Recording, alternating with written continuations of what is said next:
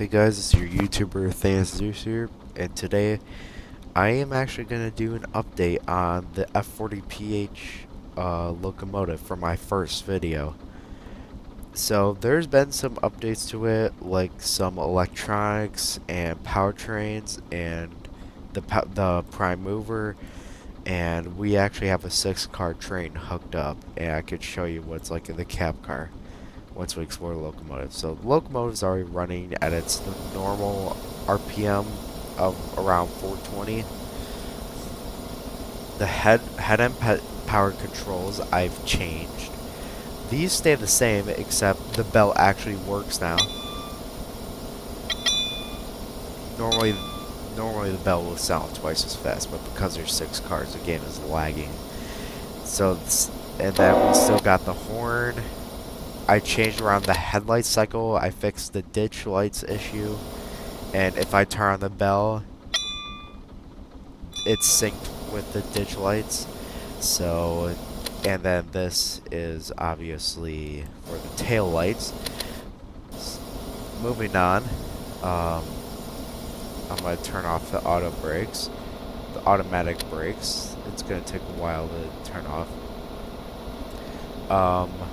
I could just press start here and head-end power will start applying, but it won't go all the way up because I actually changed this here. Here's the head-end power control. So off is standby head-end power, so it's gonna idle, it's gonna stay around 720 RPM, and the normal head-end power is going all the way up to the full 1200 RPM. And then as for this, there used to be 2 lines here, but now we have the rear and intermediate unit switch. Then you have your train line set up right here. So if you turn this on, then you're gonna make the locomotive an intermediate unit, basically, which means a front wire signal from the power assist cable will control this locomotive. But if this stays off, then a power assist wire from the back of the locomotive will be controlling the locomotive. And then let's turn on the full head-end power.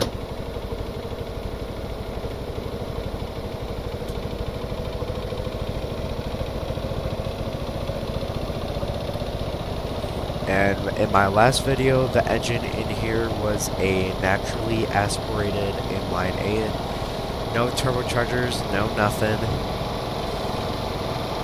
But now there is 2 huge turbochargers right here. So these brown pipes you see here is the exhaust, and the turbos are sucking it out like dear God. And then you got this other side of the turbo, which is sucking in air and pressurizing the intake. And don't worry, this is all operating normally. And because of these turbos, this thing makes about 3,700 Stormworks watts, which is the electricity unit for power generation in this game.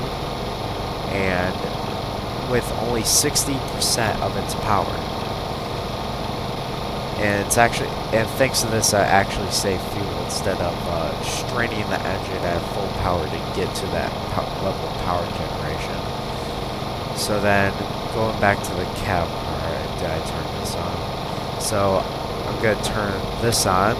Now this is going to be controlled by the cab car at the back. So let's take a look. Let's take a look at starting from the outside here. So this actually requires a passcode to get in, and this is the passcode right here. Open up the engineer's cab, and let's take a look around the cabin. Starting right here, this is the one and only brake lever. This is the air brakes. So up here now you got headlights. You got all 3 of these illuminated. If we turn those off and turn that on, you got your tail lights. And then if you turn on your headlights and turn on the bell, I don't know why, but the bell is cut off a lot. Anyways, so then this is to request a track change, and this is to send and receive radio.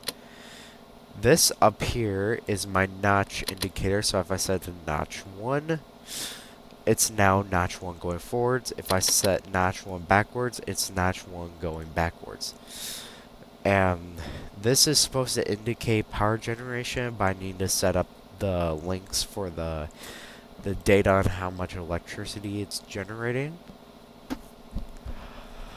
And looking down here, you got our 2 brake gauges and our speedometer. We also have radio channel frequency. This is the master control switch. This basically makes this the controlling unit of the entire train. And then of course, we got our notch system down here. Without further ado, let's actually start going this way back around until we come all the way back here. Okay, I think brakes are all the way off. Yes, they are. Let's, I almost forgot to turn that on. Let's get this moving. Yeah, so if in a 6-car train like this, I can only go up to notch 4, but notch 4 is still really fast though. So in notch 1, starting off at around 30 miles an hour. Looking good. Okay, notch 2. I think this will get us about up to 60. And I think this is a good cruising speed for while we make our way back around. So, open the door here. Just gonna go explore the train while it's moving. I'm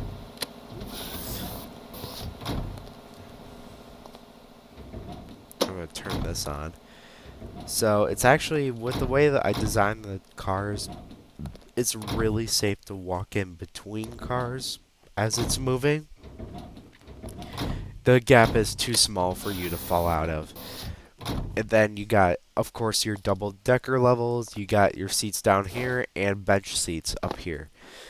And looking at all this other stuff, you also have what was it? You also have a concealed light switch right here, going up towards the locomotive with the way I set this up right now. Right now, it looks like we're going about 60 miles an hour.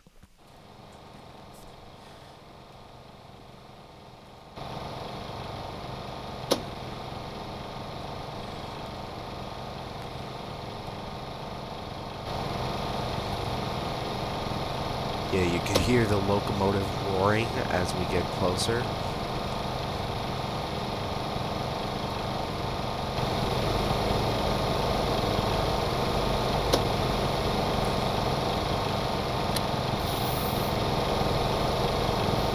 Make sure we close all the doors as we go back towards the front, because this would probably be a safety hazard.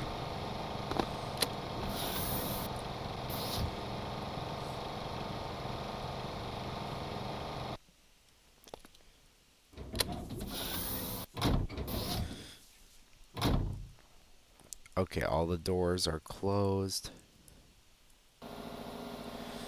Okay, now we go back to the front, and we can see how fast we're going. Go back into the cab car. Can close the door behind me. And looking at, we're going around 65, 66 miles an hour. I would say this is a good cruising speed. So, but even in notch 2, which is about 1/4 of the electrical motor's power up in the locomotive, it's still moving, booking it pretty good. And power assist is actually There is actually one electrical motor in each cab car, but it's geared so that you won't hear it, so you get the impression that the locomotive is doing all the work. And then, because it's besides that, it's really impossible to get these cars up to like 100-ish. These six cars can go up to like 120 miles an hour, under 50% electrical motor power, or under 50% throttle, I should say. So this thing's moving nicely. We're going up into this. We're coming out of this soft curve, and let's actually kick it up to notch 4, which is probably the maximum mile power. So as you can see, the speed is going up massively. We're up over 100 miles an hour. And you actually can start to hear the motors a little bit now, but really what does it adds a real nice white noise. So like, because dead silence is probably more disturbing to most people than a little bit of noise in the background. Yeah, white noise is not something to dig around with. It's actually pretty good for ambience. It doesn't look like we're going 125 miles an hour, but we are. Coming to the station here, I'll go all the way back down the idle. And even going back down the idle, there is just so much rolling resistance. Stormworks train wheels somehow have a constant rolling resistance. And it's annoying. And that means you can't really build any real high-speed trains because of it.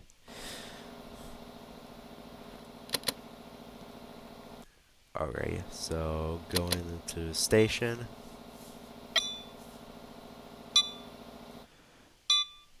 Ring the bell as we pull in. I'm gonna stop right before the garage.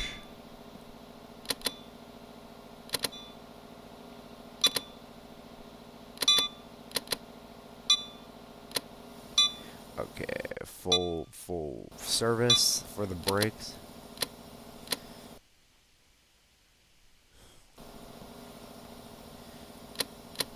Alright, so let's take away the master control.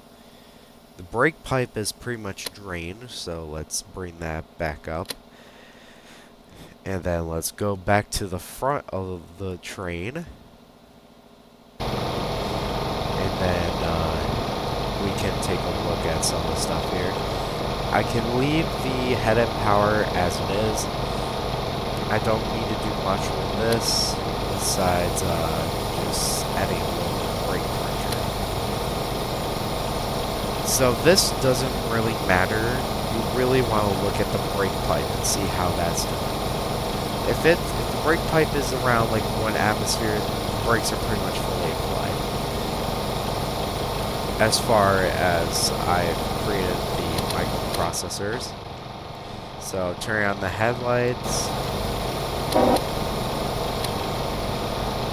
And I'm going to let the brake pressure come back up a little bit before we leave the station. There's also, the rear headlights also work now.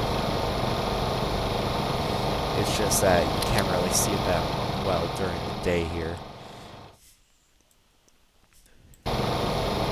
So, without further ado, let's head back up.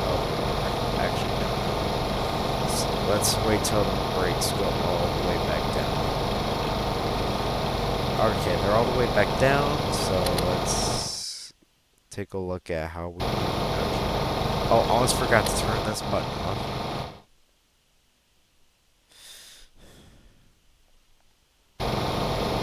Now we're moving. The speed's still slowly gonna go up. We're still gonna reach around 30 for notch 1.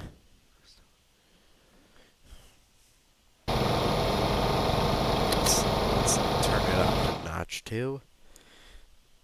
We're getting around 60. Let's knock it up to 4, because this is actually a pretty long straight going down this first part of this loop. And as you can see, in like 10 seconds, we're over 100. And kind of similar to the cab car, you got a forward and backwards indicator for forward and reverse. Just so you know that the notch is working right. The notch system is working. Alright, go into this curve. I'll knock it down a notch too.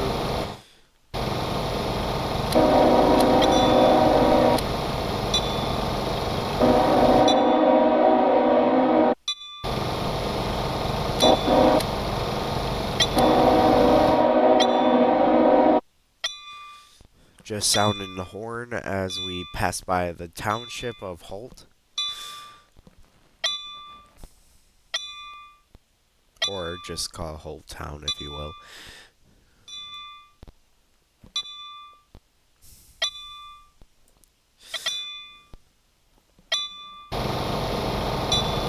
The bell kind of just sounds bad if it's like slowed down and stuff because of lag. Because in Stormworks, as you can see the data here, there's a lot of processing power used on the physics joint, which is really the couplers in between the cars. It's still pretty nice. This train is still pretty good considering that it's 6 cars long. It's has a really good pace, and I'm proud of it. I mean, I made every single part of this. Although the frame, part of the frame of the locomotive, I got mainly the nose here because the nose, I think you can see, is XML edited. The nose here I got from Enzo Katz on the engineers of Stormworks Discord server. Got from his coaster F40PH, and I basically took the nose and just put it on my locomotive. And as for the car, as for the bogies, I think you can see that there's actual like real bogies here separate from the locomotive. Those are also from the engineers of Stormworks, and they are pretty good of use because there's actually 4 separate axles instead of the preset Stormworks bogies that I use on the cars. And as for each separate axle, actually acts as a set of train wheels on those cars. So it's like I have 4 of those Stormworks preset bogies I use on these train cars instead of 2, which also helps with getting power to the tracks,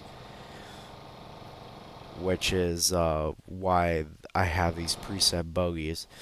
As for why I have just the regular preset ones, the classic train wheels on the train cars, is for drag reduction.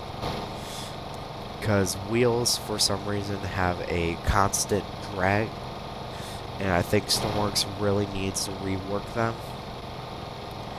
Like, it's like they always have like a static friction, but I think they really need to think about putting on some dynamic, like putting a difference between like static and dynamic friction.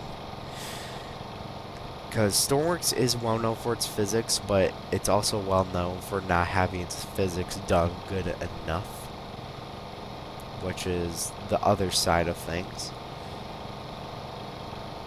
And you really have to like test out your engineering skills to get stuff to those high speeds because of these poor physics. I mean, you have too much drag, like not enough traction. It's really all over the place.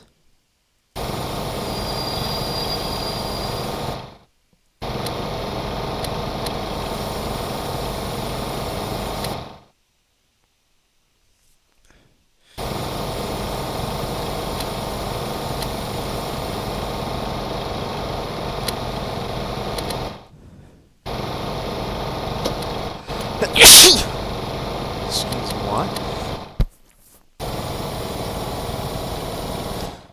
And as we went around the loop, this thing was in head-end power the whole time, producing its full spec power generation. And